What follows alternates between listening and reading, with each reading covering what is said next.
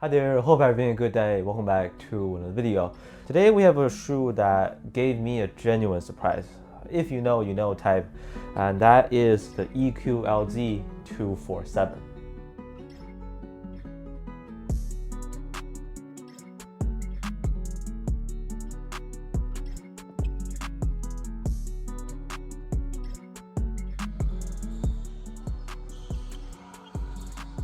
So they have a retail price of $150 US, more on the expensive side for a less known brand. Eqlz or Equalizer is a Chinese brand. Before this shoe, I only knew them because of their slides. Heard some really good things about them from other hoopers actually. And they're still cooking some good stuff with another new model coming up soon.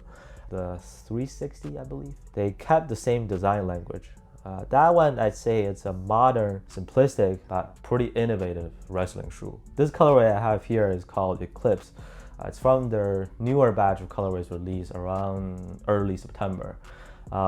Personal opinion, I think this shoe looks the best in black and white. But they did add some colors onto some other pairs if you prefer otherwise. Now, I'm sure a lot of people were attracted to this performance model because of the designer.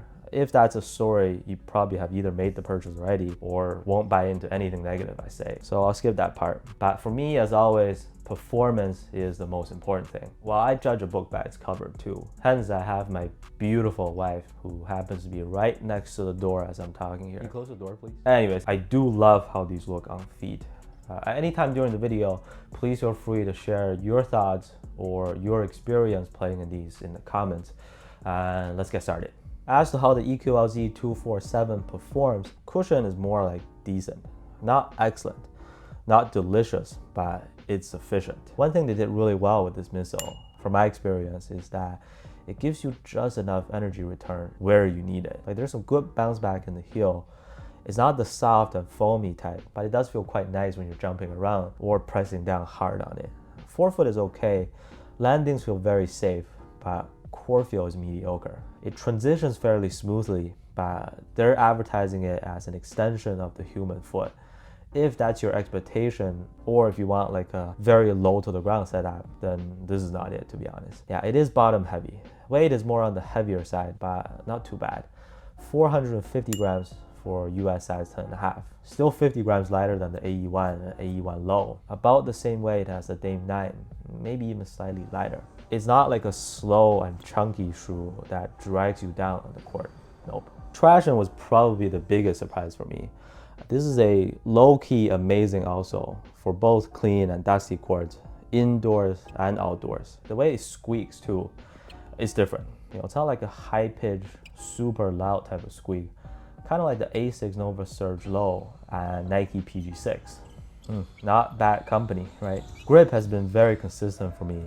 For the traction pattern, the outsole design is inspired by shark fin, flow of water, and a pressure map of the human foot. The pressure map part, I can really see it, especially in the forefoot.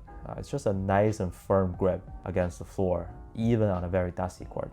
And it does feel like a durable outsole for outdoor use, yes. With the fit, I went through the size. They fit me pretty well, I would say. The only thing is there's some dead space in the toe box. So if I was to do those twists and turns on my toes intentionally, it'll feel empty up front. With this type of an upper construction, you don't really have to worry about heel slippage. So that's fine. Yeah, you can go down a half size if you like, but there's definitely no need to size up. Width-wise, you're good too, even if you have wider feet. Some other shoes that are built like this can be really hard to put on each time, but this sock collar is super stretchy and it does not restrict your movements in any way. So materials, I'm a big fan. The knit part feels really comfy. There's no pinching issues. It even has a nice cooling effect, I feel like. The leather panel is soft, buttery smooth in hand. It's like a nice tumble leather, not a hard and stiff one. But that part does get dirty very easily, just so you know. Altogether, this upper feels pretty sturdy, I would say. So I've had these for almost 2 months. It's not a regular rotation shoe for me. I've been bringing these around all the time. It's always been in my bag actually. Comparing it to some other standard mesh uppers and the super thin ones, these guys are really durable enough in most cases, I think. I was worried about lateral containment, especially if you're a very shifty player. Here, the outrigger shape does all the work. If not for that extensive shape, we might have some problems where your feet would slide out dangerously. But support and lockdown or generally fine. Overall, I would give these an A or maybe even A+, but not quite S tier yet. Keep in mind that it is bottom heavy.